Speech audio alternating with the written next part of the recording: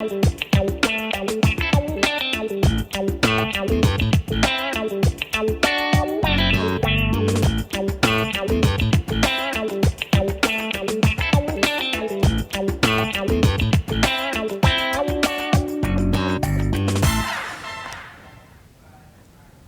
Tag, liebe Zuschauer, herzlich willkommen zu meinem zweiten Auftrag in Oldenburg hier in Radio Global. Mein Name ist Sidi Serikan.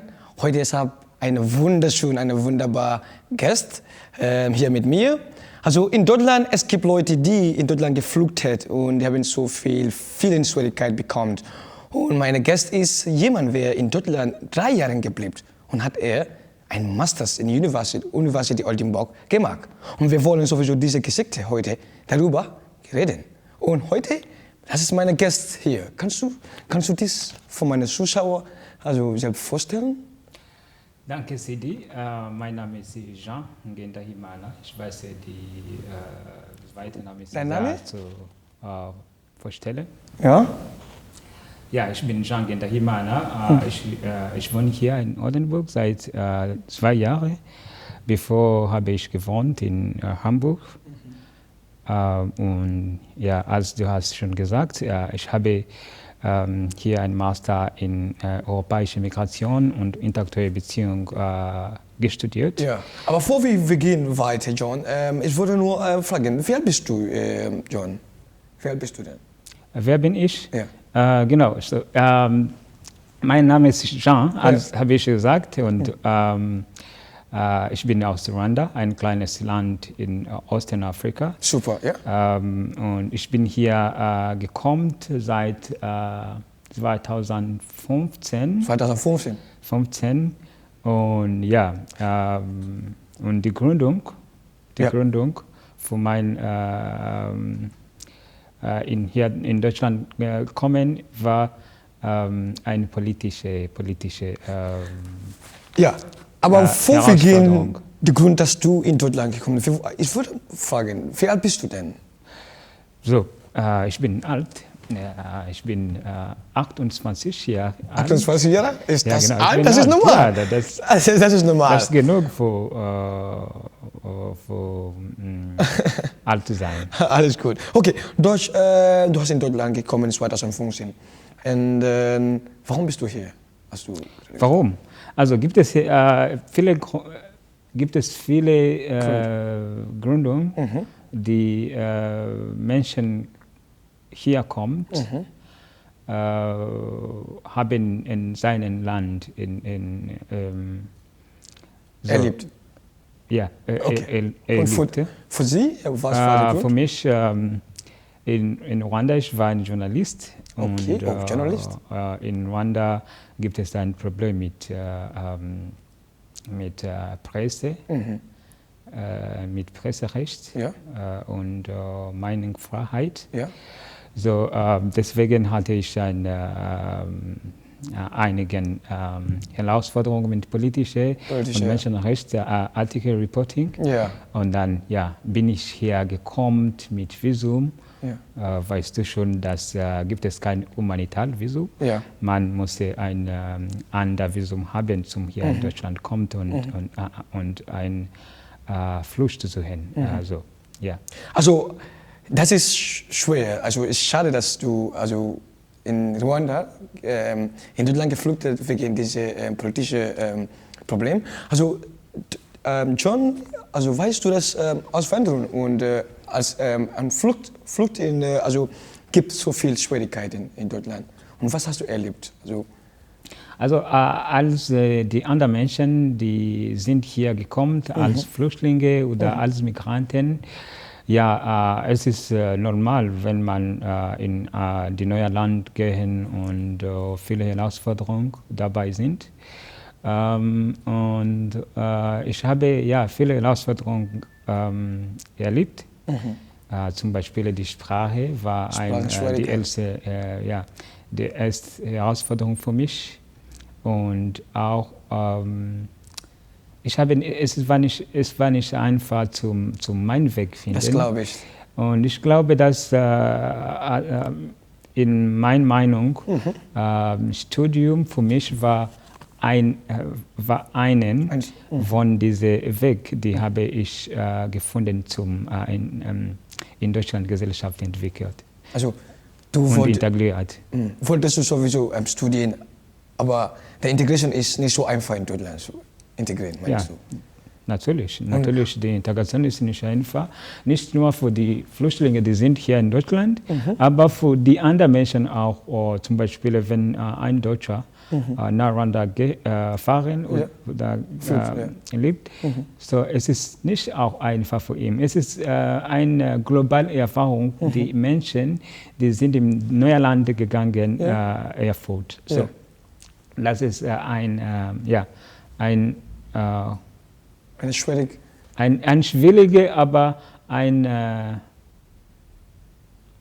Erfahrung, die alle Menschen, die sind in anderen Land erlebt.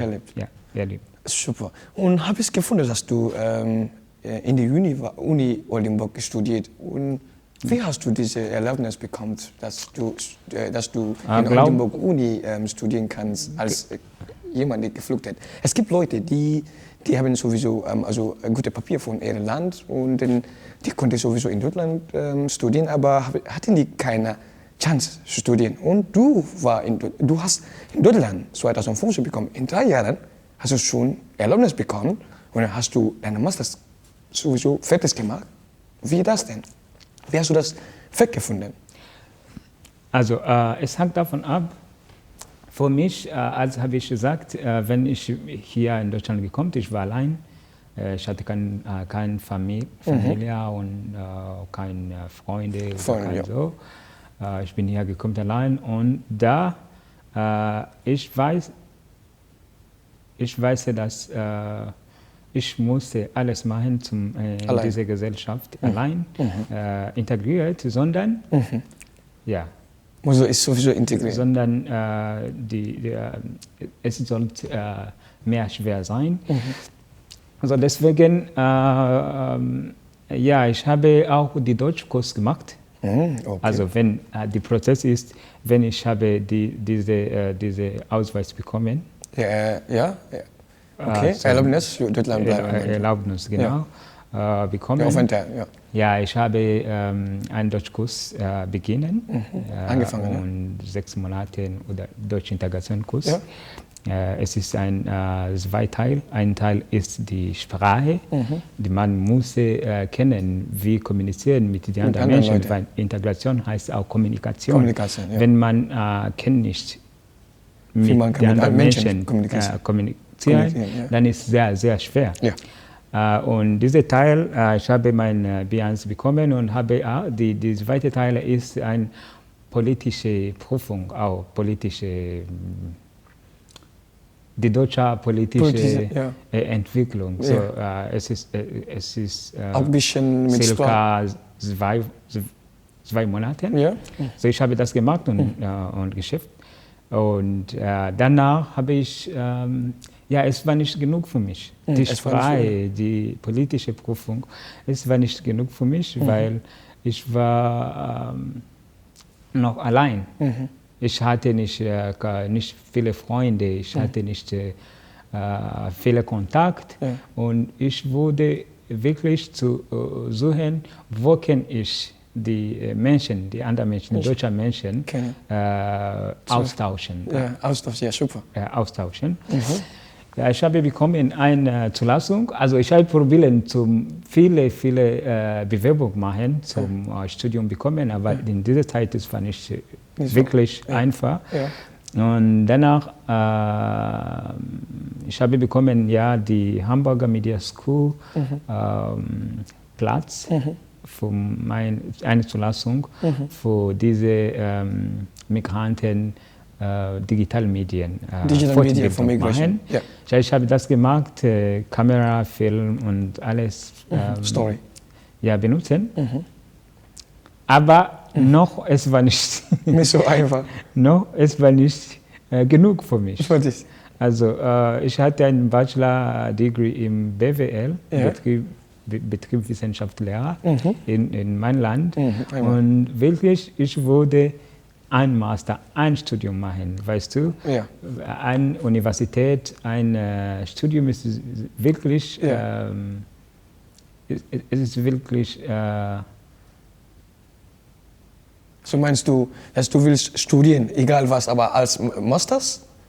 Ich meine, es ist, das Studium für mich war wirklich ganz wichtig. Ganz wichtig. Wichtig. Also deswegen, wenn ich bekomme diese Zulassung, und es war ein Programm, ein Erasmus-Programm, man musste in andere Länder gehen, zum Austauschsemester machen. Was hast du? Was studierst du eigentlich? Es war eine europäische Migration und interkulturelle Beziehung, so European Master in Migration and Intercultural Relations. Oh. Ja, da habe ich ein erstes Semester hier gemacht. In Oldenburg? In Oldenburg. Ja.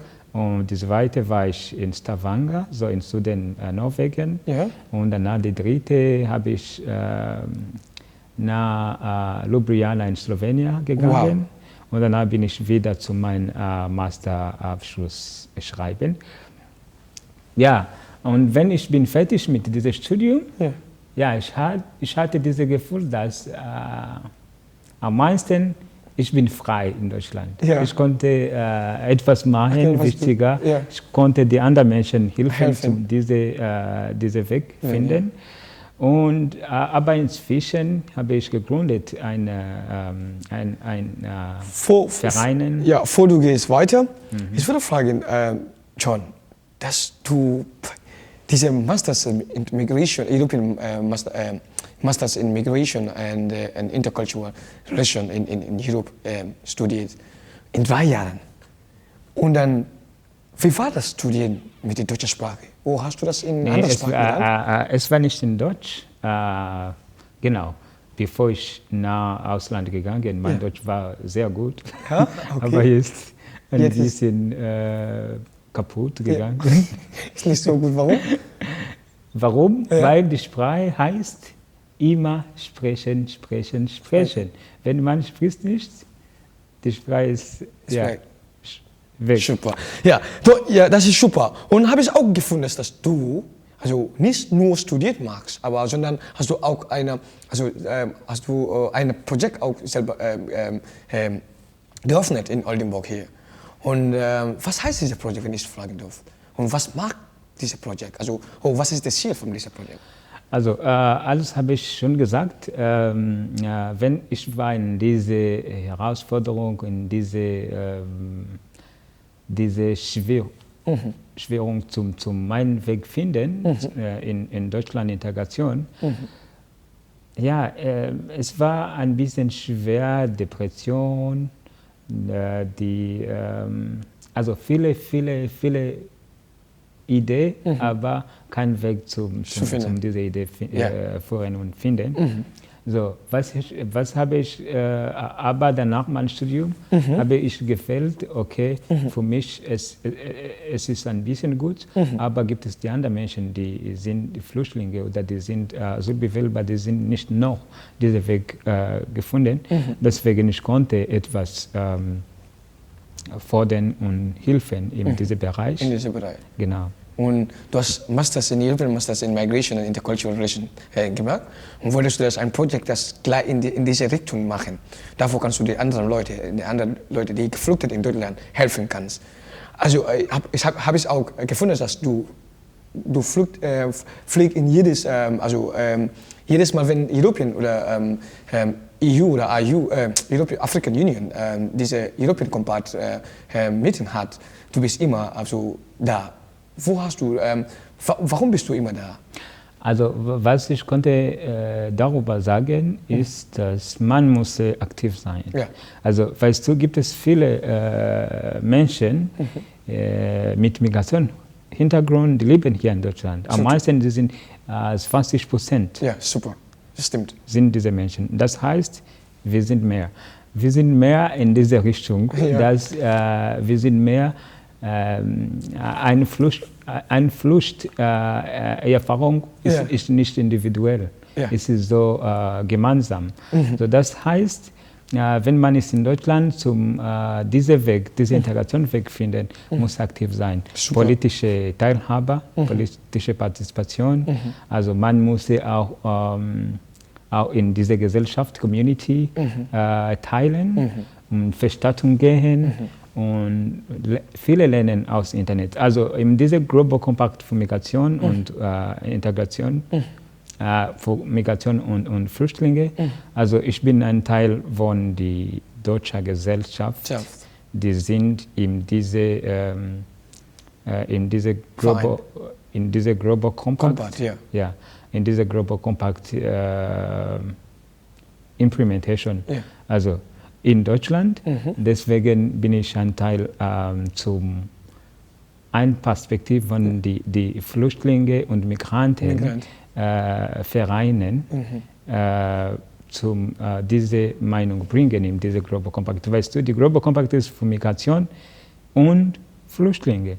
Und die Flüchtlinge müssen einteilen, einen Platz, eine Teilhabe finden in diese Global Compact, sondern die Repräsentation ist schlecht. Ja, stimmt. Genau. Müssen die haben. Und dann bist du da vor der Leute, die geflüchtet in Deutschland. Genau, ich bin da als ein Vertreter von den deutschen Migranten und Flüchtlingevereinen in dieser Global Compact. Genau. Ich bin so, oh mein Gott. Also du hast so viel erreicht in Deutschland hier, in 3 Jahren. Also, was ist deine nächste Movement? Ich glaube, es ist nicht viel, aber jeder Mensch hier in Deutschland kann das auch machen, erreichen, weil die Bedingung ist nicht sehr toll, nur Partizipation, weißt du. Gibt es die Menschen, die mit Migrationshintergrund, die dachten, dass es nicht einfach zum ein TV, ein Programm machen auf Deutsch, weißt du. Mein Deutsch ist nicht so genug zum normalerweise ist es nicht genug, zum ein deutscher TV sitzen und meine Meinung geben. Aber weil ich glaube, deutsche Gesellschaft und Deutschland Regierung hatte wirklich viele Gelegenheit für Migranten und für Flüchtlinge. Und es ist die Responsibility von diesen Menschen zu dieser Gelegenheit entwickeln und finden. Und ich glaube, das heißt auch Integration. Zum einen Teil, es ist für die Regierung, zum die Politik, die gute Politik, die gute Policies machen, in deutscher Bundestag zum Beispiel. Aber die andere Teil ist es für Migranten und Flüchtlinge, zu etwas machen, diese erfolgreiche Integration herrschen. Sondern wenn die beiden Teilen, wenn die beiden Seiten nicht mehr investieren, dann die erfolgreiche Integration hier in Deutschland konnte nicht erreichen. Genau. Stimmt. Was ist, also John, vielleicht werde ich auch von dir lernen.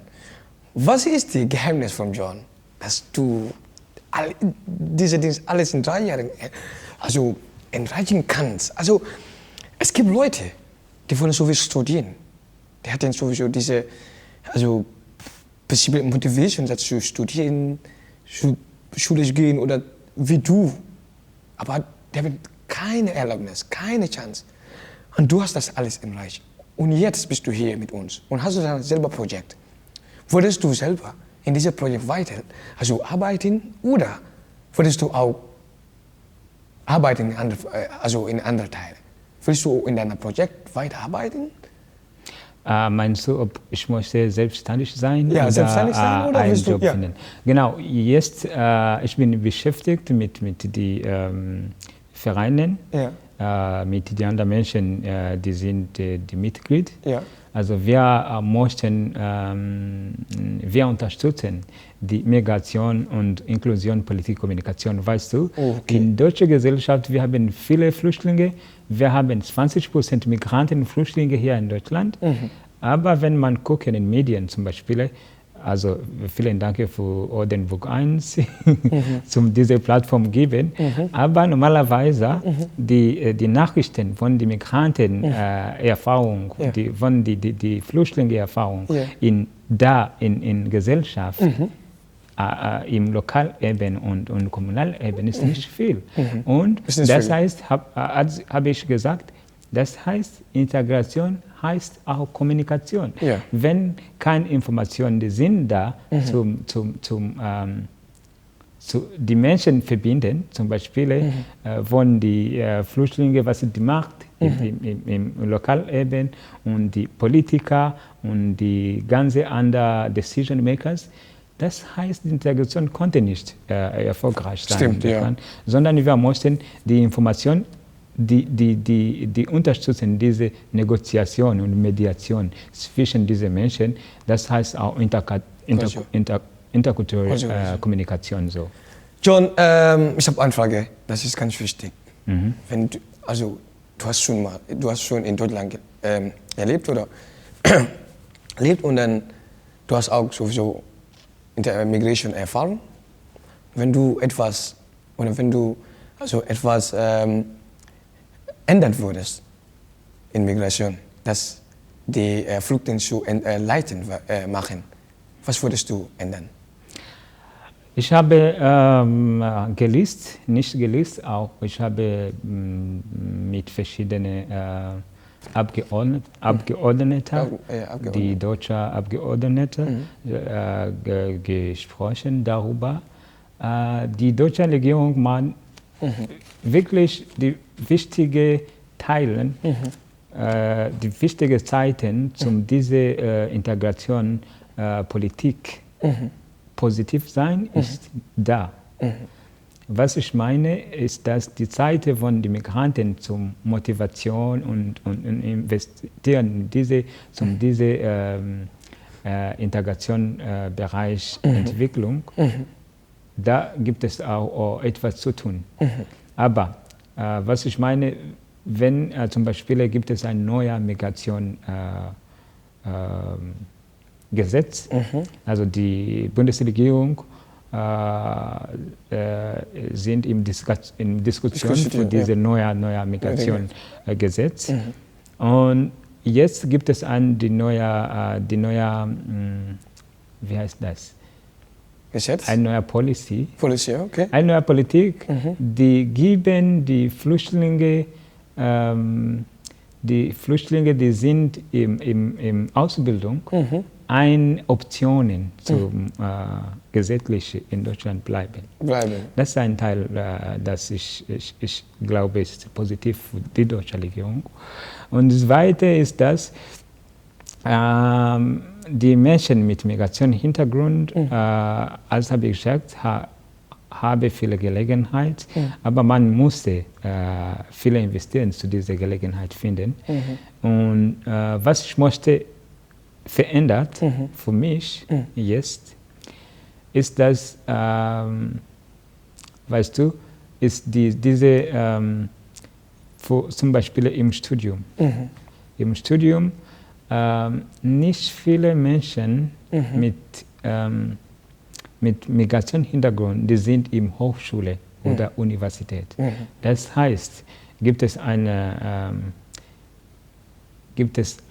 Herausforderung im deutschen Bildungssystem, weil die Flüchtlingskinder kennen nicht viele Sprachen. Sie haben ein Problem mit Sprache am Anfang. Und das deutsche Bildungssystem, die Struktur von dem deutschen Bildungssystem ist nicht not in favor of migrants. Für diese Flüchtlingskinder, sondern ich musste, wenn ich konnte etwas verändern, ich konnte sagen, okay, wir müssen auch die mehr Flüchtlinge oder Menschen mit Migrationshintergrund in Hochschule und Universität. Aber die andere, die ich möchte, ist diese, zum Beispiel in den Vereinen, die Vereine, die sind gegründet bei Flüchtlingen und Migranten. Gibt es ein strukturelles Problem oder Herausforderung, weil die bekommen nicht viele Unterstützung für die Mitglieder, Entwicklung, Netzwerken, Empowerment. So. Deswegen, was ich konnte verändern, ich konnte sagen, oder... Würdest du? Du würdest etwas ändern? Ja, ich konnte die Regierung fragen diese Entwicklung fordern. Ja, fordern, ja. Ja, genau.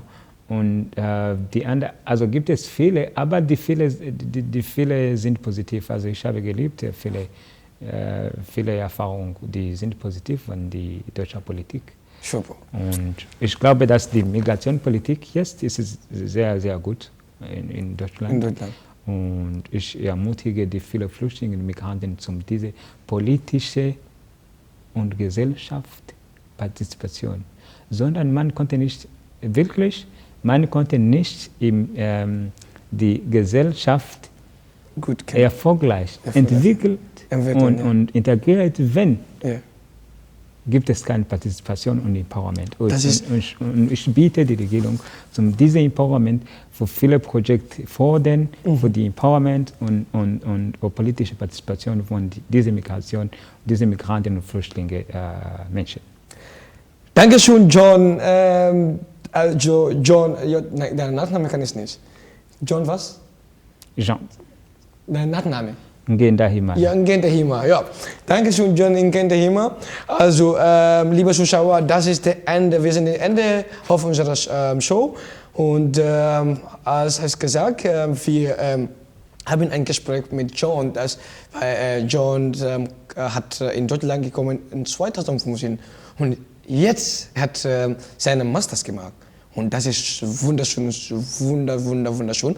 Und wir wollen sowieso weitermachen mit anderen Flüchtlingen, die in Deutschland, in Oldenburg sind. Und wir wollen mit anderen Leuten weiter Gespräch haben. Und wir sehen euch sowieso nächsten Monat, inshallah. Dankeschön für Ihre Zeit. Tschüss. John, da wo